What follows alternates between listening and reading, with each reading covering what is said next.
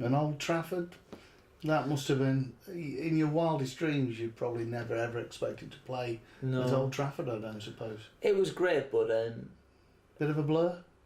It was, because we went up actually the week before, and we did a tour around Old Trafford. You know, I think the gaffer just wanted us to be used to the surroundings, and obviously I think the general feeling was we'd done our job, you know, to draw 0-0, and it was sort of to experience everything in that week and, like you say, have memories to last. But if I'm being totally honest, I don't think of the Old Trafford as a memory. It sounds probably very negative and a bit petty, but it was a great occasion, and when you walked down the pitch you had like 14,000 Burton fans, which was brilliant, but we lost 5-0. And as a player, you don't like doing that, you know what I mean? And you know, they'd score and it was almost, yeah, that's fine, and you know, the Burton Albion fans were cheering, and it was great. It was absolutely brilliant day out, but you know, there was an acceptance that we were going to get beat, which was fine, because obviously that was going to happen. They were at Old Trafford to put on, you know, a few good players, you know what I mean, and we were on their turf, and it was almost that after the first 2 goals you were sort of chasing shadows for the rest of the game. Yeah, I can understand you saying that. And as a, like, at the time we're professional footballers, you don't like getting beat, and even though it's Man United and that, it had that feeling about it. So although it was a great day out and stuff, I think that's what it more was for everybody. If you'd scored 1 goal. Yeah. But we had a great chance after a few minutes. As a commentator, I was willing to score 1 goal. John Shaw came very close. And as a commentator, that evening I was commentating for a radio station called Centre FM at the time, and I just wanted John Shaw to... He did connect with his head. In fact, John came off injured. Yeah. And he came close, and I thought, well, that'd be nice if I could have just described 1 Burton goal. But it didn't happen. Well, the funny thing about it is that we actually, I remember the game well. We started really well. We passed the ball well. And a little bit like the home game, because we held them on for so long at 0-0, you know, you get a bit of a lift, and they sort of then, you know, we're hanging on to something. We're fighting probably a little bit harder than we usually would if we were losing. But at the Old Trafford game, if we'd have scored that goal, you never know. We just probably would have held on a little bit longer. Yeah. They scored straight after that. They had 2 goals within a few minutes, and then all of a sudden the game's gone, and they've relaxed, and now they're Man United and they can play. Whereas if we had have scored or held on at 0-0 longer, all of a sudden it becomes a little bit testing for them again, and we're hanging on to something again. But because the goals went in early and we didn't actually get a goal, the game was over before it started, really, you know. But it was brilliant, absolutely. I don't want to say it as a negative. It was great, but it's just, if you ask any of the players at the time, they were like, even now, if you ask which was the memory, they'll say the Pirelli Stadium, not the Old Trafford memory, where people think it's the Old Trafford memory, where most of the players will tell you that it was the 0-0 draw here, that was the special thing. Any moment with the shirts? Oh, not really, because I came off at about 5 minutes to go, and I can't remember who went on, but I was sitting in the dugout with, and then it was Van Nistelrooy and Van der Sar, and some of the lads, I can't remember, was playing a joke on me, thinking that they hadn't already asked for Van Nistelrooy's shirt, so he was like, yeah, I'll give it, and I was made up. I think it was Andy Todd next to me, and then they just started bursting laughing when he's already got it, you know. So I was a bit gutted because I couldn't get on the pitch to get a shirt, so I got, I think, Kieran Richardson's. I went down to the dressing room afterwards, and they were brilliant again, you know. I remember Solskjaer was in the treatment room, and he says, just go ahead in, just go in and ask. So I went in and asked, and the kit man came out with Richardson's shirt. But I remember on the pitch when the likes of Giggs came on, Neville came on, I think we were 4-0 down, and players had already asked for their shirts while they were on the pitch. I think, if I remember right, Aaron Webster came on as a substitute. Yeah. Did he chase Rio Ferdinand down the line for his shirt? I think there was a few, but I remember Ryan Giggs. We thought he was warming up, but he was actually chasing him for his shirt. Yeah, Rio Ferdinand came on, Giggs came on, Gary Neville came on. I can remember, I think it was in about the 80th minute, I think I said something to Giggs, and he went, I've already given it, because as soon as he came on, Chris Hall was on his side, and as he lined up next to him, Chris Hall just went, can I have your shirt? And he went, yeah. At the same, when Gary Neville came on, someone just went, can I have your shirt? He went, yeah. And Rio Ferdinand was the same. So everybody was going around asking for shirt. I didn't think that would happen in a game of football, but it did. So as soon as I went to ask afterwards, everybody had, So at the end of this interview, we're going to swap clothes. I quite like the look of that jacket, Keith. I think it's going to be a bit tight on me, to be perfectly honest, but there we are. Yeah. But of course, you've got a very nice medal for winning the conference as well, which is probably your best memory away from the FA Cup now. I would say so, yeah. As a one-off memory, the game stood out, didn't it? But if you're on about success over a season, and you look back on how we did it, it was really good, because the only thing that took a tint off it all was our running and how we let it all slip away. Because if truth be known, we should have walked the league in the end, and we should have won it easily, because by Christmas we were by far the best team. Any team we played, we were outplaying them. We weren't beating them by massive scores, but in the team there was a belief that when we were winning 1-0, we had, because we had the experience and we were all playing together every year. A year before that, after winning 1-0 against the top team, we probably would have lost 2-1 or drawn 1-1, but we knew how to see games out, and you learned that with experience and that. And by Christmas we thought we were unbeatable, you know what I mean? There was nobody coming to the Pirelli. And I remember talking to Nigel about this, that we were playing teams, and he says, you just watch now, because we think we were 10 points clear, 6 points clear at the time. Teams were coming to the Pirelli and sitting back, and that would never happen. A top team would come and try to attack, but all of a sudden, because they knew we were unbeaten in 10 games or whatever, it's a mental psychological edge that you got over a team. And I can remember we played the likes of, I can't remember who it was now,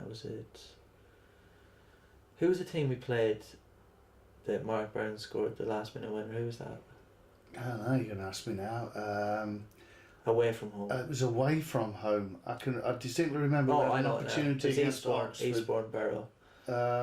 We shot ourselves in the foot so many times at home. It was Eastbourne Borough away, but the time I was getting to was at home before Christmas. We played Eastbourne Borough, I think that's the names, yeah. And we won 2-0 in the end, but when we started the game, they sat 10 players behind the ball. I had one player that followed me everywhere, and I went into centre forward position and he followed, and I went to right wing and he would follow me, and I thought, that's never happened at Burton before. So they said that their mentality going into the game was, the only way we're going to get something is that if we man mark, if we sit back and we hang on. But again, sort of like the United game, once they got a goal, like we got that first goal, that was it. It was game done, because they were never good enough to get back in it, and we kicked on. And that seemed to be the general trend when we were playing at home, that we had the momentum of going forward all the time, and we were going into the game thinking we weren't going to get beat, but obviously everybody knows after Christmas it sort of tailed away a little. And from that, because we were never beating teams well, it was like 2-0, but we were performing well in the 2-0s or 1-0s or whatever. But overall, if you look back on it, that was the best memory, because you won a league. Players play all their careers and never win a league. They'll have good careers financially and stuff, but to win a league, and the fact that we did it part-time, and the fact that we did it, if you're on about money and financially, we did it on a budget a lot less than a lot of big clubs there, because you had Oxford, you had Wrexham, you had Torquay at the time, you had, I can't remember, you had all ex-league clubs like York City, and there was big clubs there. And to do that's always in my head, that's the best memory, because we did it probably when we shouldn't have did it. If you looked at the favourites before the league started, we would have been 10th at least. You know what I mean? Yeah. So to do that was brilliant. Consistency over a season. Oh, and Rushton was the big one. Who were throwing all the money. So many ex-league clubs that could have. So that was. But again, the only thing personally that took it off for me was the running. That we sort of didn't let ourselves down because we won the league, but I think because the fans had built it up that we were going to win the league at Christmas or January, then when you let it slip, all of a sudden it becomes like what's happened there. But if you'd asked them at the start of the year and take it like that Burton will finish by a point or whatever it was in the end, you snap your hands But it's in the record books. Exactly. Burton Albion won the league. Yeah. So, and as you see, they've propelled on again, so it's great. So, all in all, Keith, it's a bit sad it's all come to an end, but pretty good career.